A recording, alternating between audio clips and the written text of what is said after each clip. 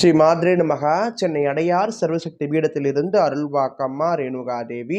இன்றைய பதிவில் நம்ம என்ன விஷயம் பார்க்க போகிறோம் அப்படின்னு பார்த்தீங்கன்னா, விரும்பிய பெண்ணுக்கு நம்மளே வசிய மருந்து செய்து எப்படி கொடுக்கறது அப்படின்றத பற்றி தான் இன்றைய பதிவில் பார்க்க போகிறோம். இந்த பதிவு குறிப்பாக ஆண்களுக்கு மட்டும்தான்.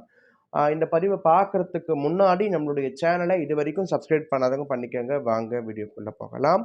பல பேரும் என்னுடைய பதிவுகளை பார்த்துட்டு மகிழ்றீங்க, கேள்விகள் கேட்குறீங்க, கருத்துக்களை தெரிவிக்கிறீங்க. அது எதுக்குமே நான் எதுவும் சொல்கிறது கிடையாது.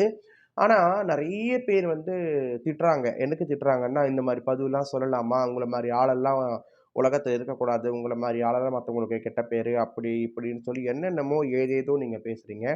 என்னை பொறுத்த வரைக்கும் நீங்கள் போய் எங்கேயும் பணத்தை கொடுத்து ஏமாறாமல் இருந்தால் அது எனக்கு சந்தோஷம். மேலே தவறான மாந்திரீகரை நம்பி உங்கள் வாழ்க்கையை கெடுத்துக்காமல் இருக்கிறதுக்காக தான் இந்த பதிவெல்லாம்.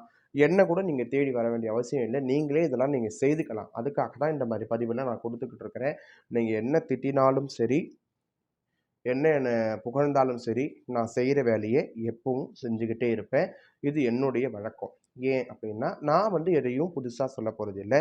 நான் படித்து கற்றுணர்ந்த விஷயங்களை, என்னுடைய குருநாதர் மூலிமா தெரிஞ்சுக்கிட்ட விஷயங்களை உங்களுக்கு இப்போ நான் சொல்லிக்கிட்டு இருக்கிறேன். இந்த முறையை நீங்கள் பின்பற்றுவது மூலமாக நிச்சயமாக பலனடைய முடியும். ஆனால் இதை தவறான நோக்கத்துக்காக நீங்கள் பின்பற்றீங்க அப்படின்னா அழிவு நிச்சயம். அதையும் உங்களுக்கு நான் வெளிப்படையாகவே சொல்லிடுறேன். ஏன்னா இது எல்லாத்தையும் பார்த்துக்கிட்டு கடவுள் அப்படின்னு ஒருத்தன் இருந்துக்கிட்டு தான் இருக்கிறான். அவன் இல்லாமல் இல்லை.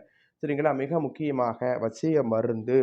இந்த மருந்து எப்படி செய்யணும் அப்படின்னா, வேப்ப மரத்திலேயோ அல்லது புளிய மரத்திலேயோ இருக்கக்கூடிய கருப்பு நிற பல்லி. இந்த கருப்பு நிற பல்லியை எடுத்து எந்த மரத்துலேருந்து எடுத்தீங்களோ அந்த மரத்துடைய காய்ந்த விறகுகளால் சுட்டு எரிக்கணும். கொன்னுட்டு சுட்டு எரிக்கணும்.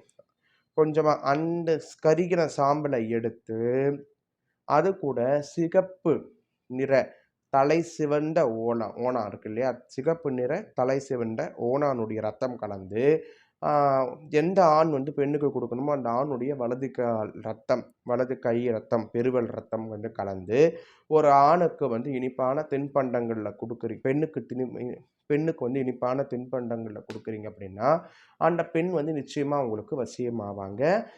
ஆனால் இதுக்கு சில விதமான நிபந்தனைகள் இருக்கிறது. இந்த நிபந்தனைகளை நீங்கள் தெரிஞ்சுக்கணும் அப்படின்னா எங்கள் ஆஃபீஸ், அதாவது எங்கள் அலுவலகத்துக்கு காண்டாக்ட் பண்ணி நீங்கள் இந்த விஷயத்தை தெரிஞ்சுக்கலாம். அலுவலக நம்பரை நான் கீழே கொடுக்க சொல்கிறேன்.